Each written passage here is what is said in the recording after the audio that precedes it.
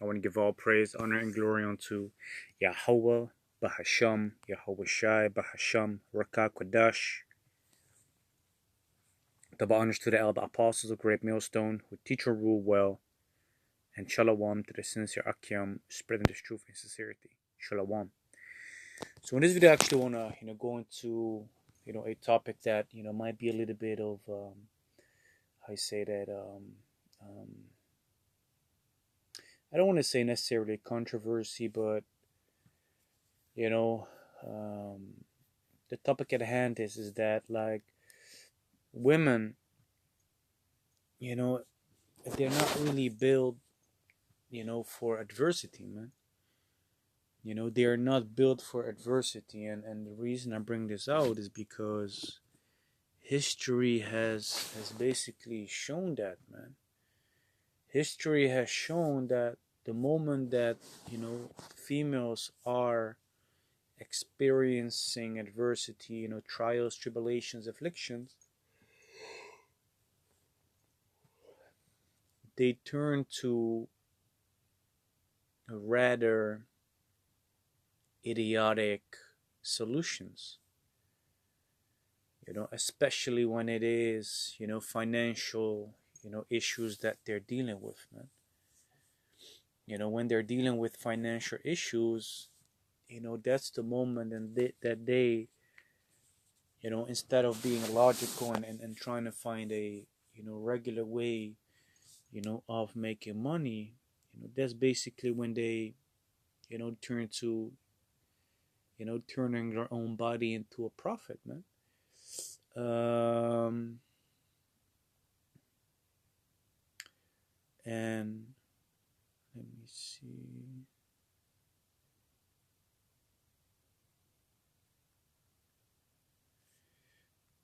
Because there was, let me see. Yeah, man. Um, and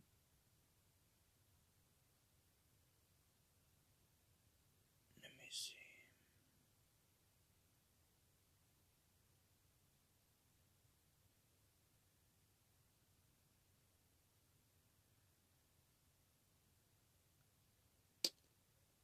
Yeah.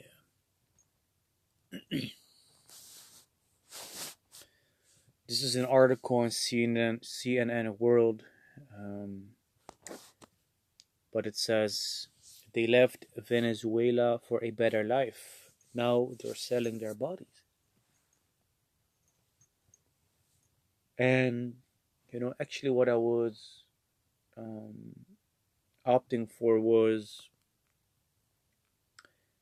where it was indeed females, basically selling their own bodies. Yeah.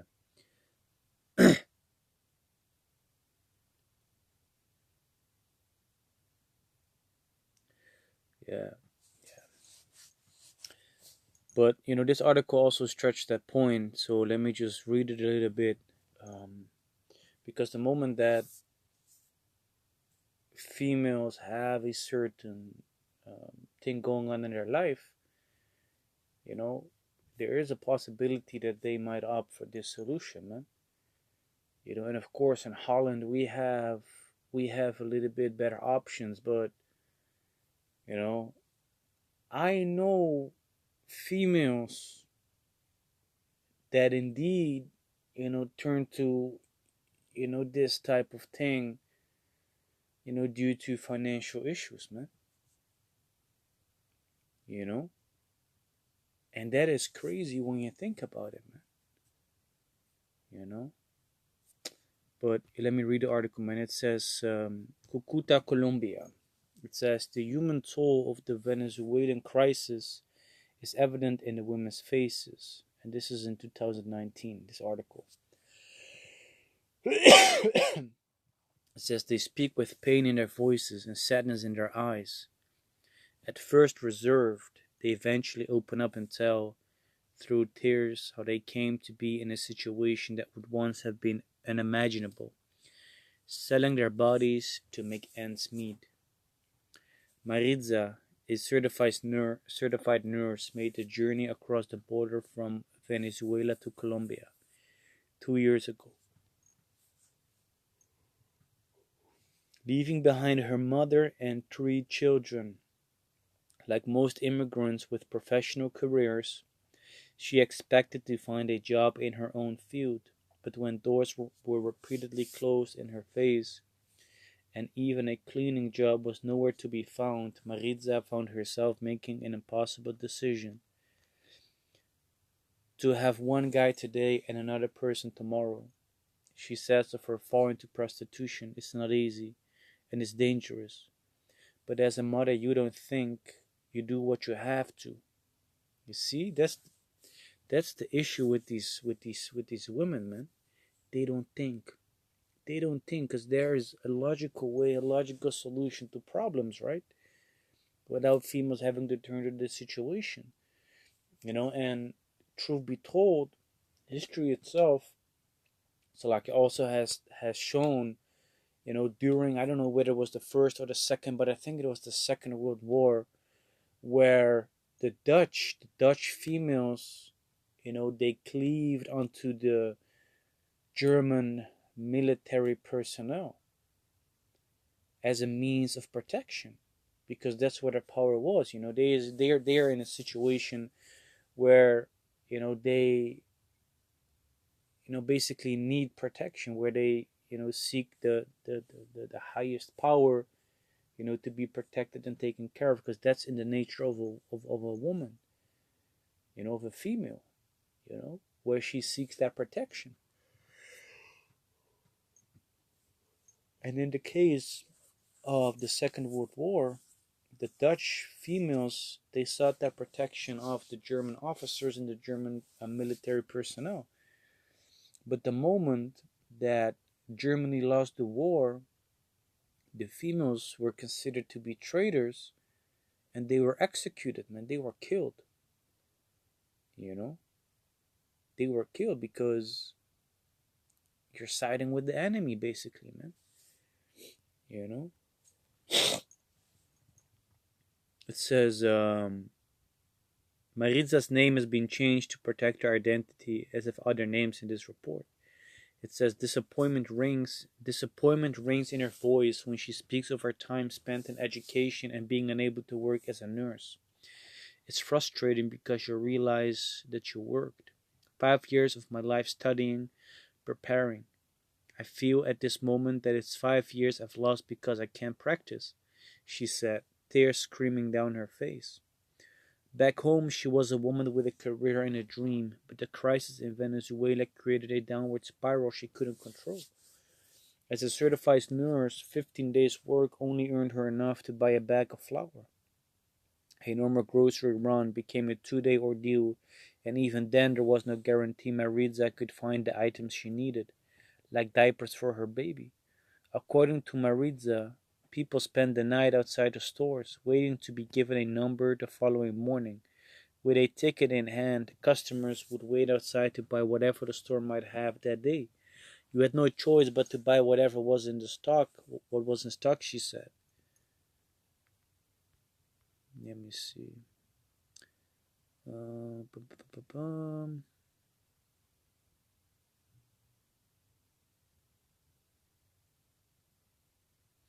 So it says, we always voted for Chavez. For years, Venezuelans supported President Nicolás Maduro, who, like his predecessor Hugo Chavez, used the country's oil wealth to fund social programs. But when the price of oil began to fall and the economy to falter, many Venezuelans started to protest the hand that fed them. Maritza is among them. Her entire family supported Chavez. We always voted for Chavez, she said, blaming both the former leader and the current president for mismanagement of the country that led to this crisis. In the past, there was no hunger. There were no shortages.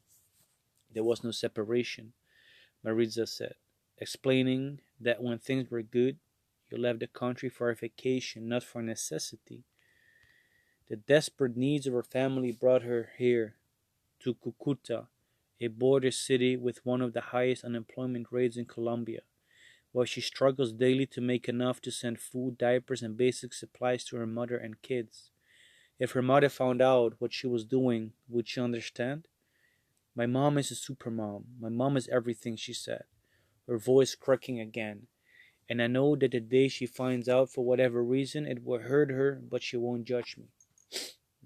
And that's basically the thing, man. These females, they don't think about what's going to happen, when their children find out, when their family members find out about the profession, or the choices that they made to survive, man.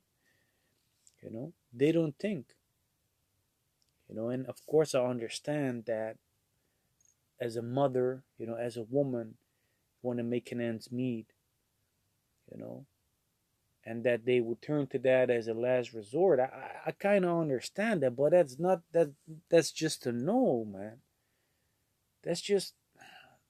But that's why I say, man, females, they are not made for adversity, man.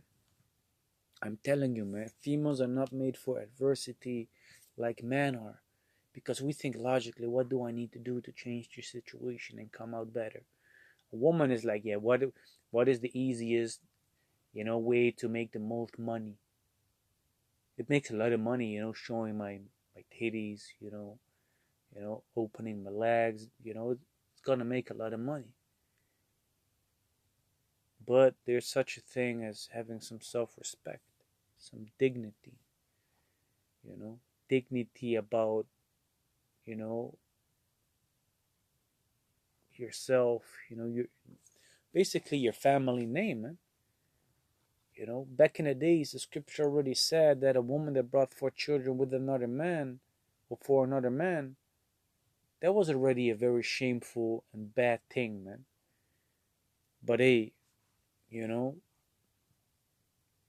of course there are women out there that choose the profession, as a way to make ends meet, and the profession has been there since you know I don't know how long, because we don't understand that that Judah also went to the prostitutes. So we know that that's a profession that's very old, and females do it like that, man. But out of desperation and necessity, because a woman is in some trials and tribulations, that's just a telltale sign, man. That they're not made for adversity. That's why the man, he goes through the hardships, through the difficulties, for himself and his family, man. 9 times out of 10, he does it for his family, man. And if he doesn't do it for his family because he has none, he does it because the moment that he has, when he's able to provide for them. The job of a provider and a protector.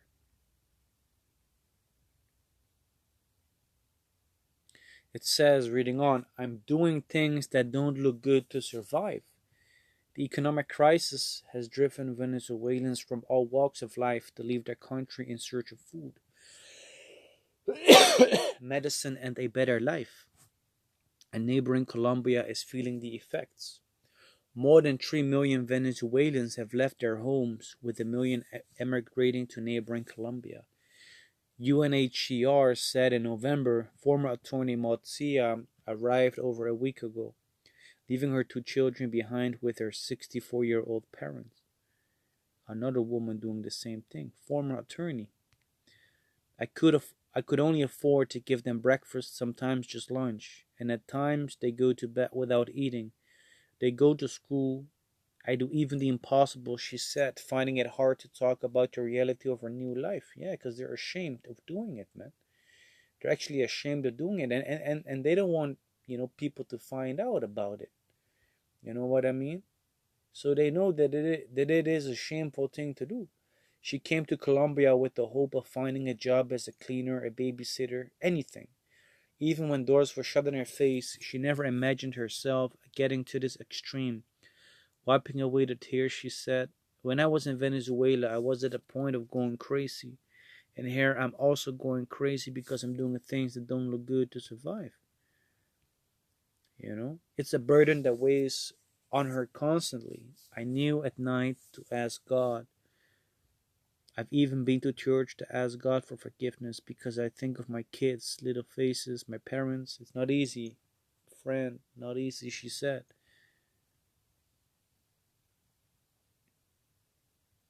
Damn, this is crazy, man. It says, I'm a child raising a child. It's not only professional women who are desperate. In the sea of thousands of migrants are younger women like Erica, who has found herself unable to get a job.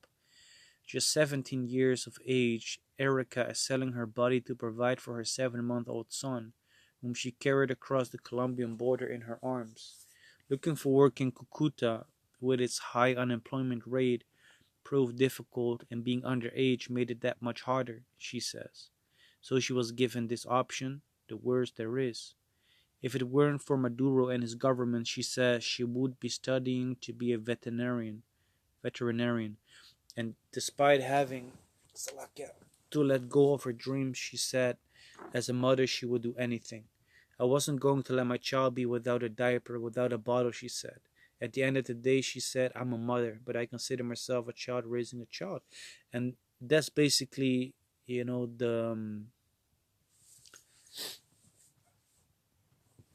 way that these women, opt out of, you know, because to be honest, man, yeah, nice that you go to Cucuta, but there are more places. There are other places somewhere else, man. You know, but yeah, it is what it is, man. So this Isaiah chapter 32 and verse 9, it says, "Rise up, you women that are at ease, hear my voice, you careless daughters, give ear unto my speech." One of the things that I also notice is that all these women in this article, they don't have a man; they're all single. Why is that? You know, did the man drop out?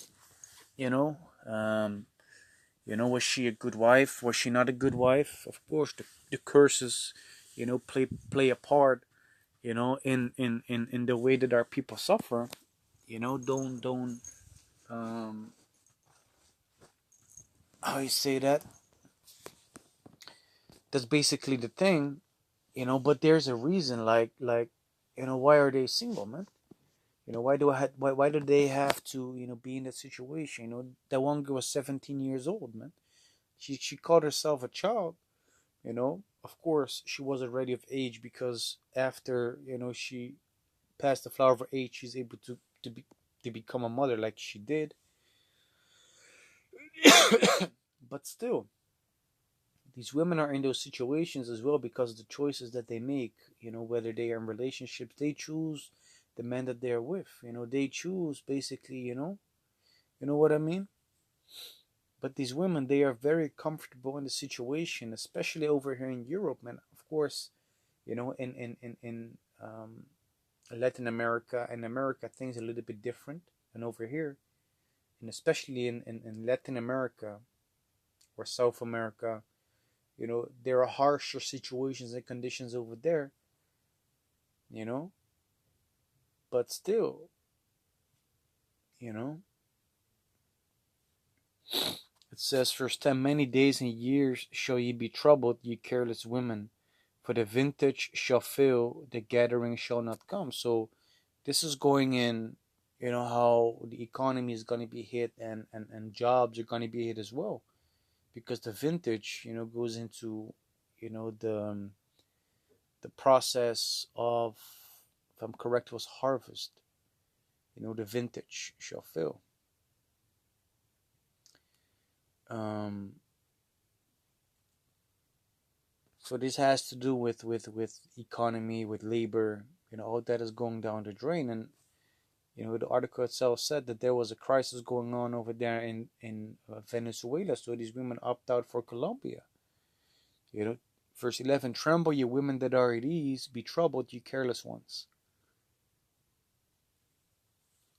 Strip you and make you bare, and gird sackcloth upon your loins. That's what they're actually supposed to do, man.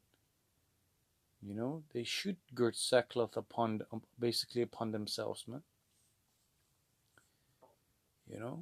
Because that's the state that they're going to be in, a state of mourning, a state of suffering, which that article showed you.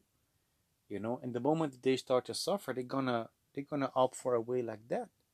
they're gonna opt for a way in which they are, how you say that, choosing such a way to get out of the situation, which over there is still not, you know, any doesn't have any benefit at all. They're still having a hard time making a buck. Verse 12, it says, they shall lament for the teats, for the pleasant fields, for the fruitful vine. Yeah, so they're gonna long for the times when it was good, when they wasn't suffering, you know. But truth be told, they're suffering because of their own wrongdoings, man. Because it's judgment that the Heavenly Father put them in, you know. So on one hand, we can feel like kind of sorry for them, but it's judgment. The Heavenly Father knows who they are, what they've done, and they're being punished, for the things that they've done in the past.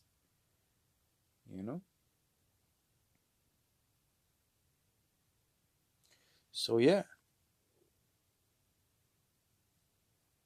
like I said, man, history has shown that women, they're not really made for adversity. And the thing as well, when you have women that are with a man that is working his ass off, all was good, all was fine, everything was, and then the man is being hit by some afflictions. If that woman is a very wicked woman, she's gonna depart from him because she doesn't like to suffer. She's gonna look for another man, that is able to provide for her, you know. But when you have a good woman, she's gonna stick together with you, man. She's gonna stick by your side through thick and thin. But those women are scarce, man. There are not a lot of them out there, But for the majority of these women, they're not made, for those trials and tribulations, man. Because they're not really able to deal with it at all, man. They don't think with logical, solutions, you know. So yeah, with that, I do hope and pray that this video was edifying. And with that, I want to give all praise, honor, and glory unto Yahweh, Bahasham, Yahweh Shai, Bahasham, Rakah Kodash. Double honors to the elder apostles of Great Millstone who teach and rule well. And Shalom to the sincere Akim, spreading this truth in sincerity. Shalom.